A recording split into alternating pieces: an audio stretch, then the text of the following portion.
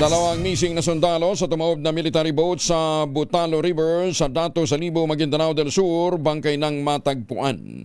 Detalye na balita mula kay Jun Di Makutak, RH19. Assalamualaikum, Brother Jun. Alaikum assalam, Kuyang Angel. Natagpuan na ang bangkay ng dalawang sundalo sa magkahiwalay na lokasyon na palutang-lutang sa Butalo River sa bayan ng Dato Salibo, Maguindanao del Sur.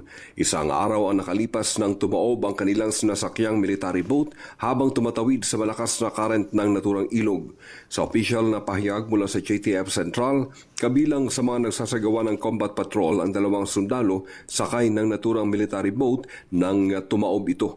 Sa kabila ng inilunsad na agarang search and rescue operation ng Army troops in coordination sa Philippine Coast Guard, PDRRMO, Maguindanao del Sur, tumulong na rin ang tropa ng 6th Division Training School at iba pang units ng JTF Central.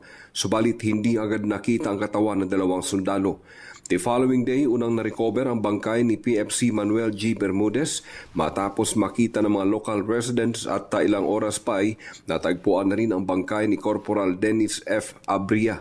Mariin namang nagpaabot ng pakikiramay si 6ID and JTF Central Commander Major General Donald Gumiran sa mga naulilang pamilya at mga mahal sa buhay ng pumanaw ng mga sundalo. Ayon kay Major General Gumiran, ang insidente ay patunay lamang na sa bawat segundo ay nasa panganib ang buhay ng bawat sundalo upang tumupad ng kanilang tungkulin para sa bayan.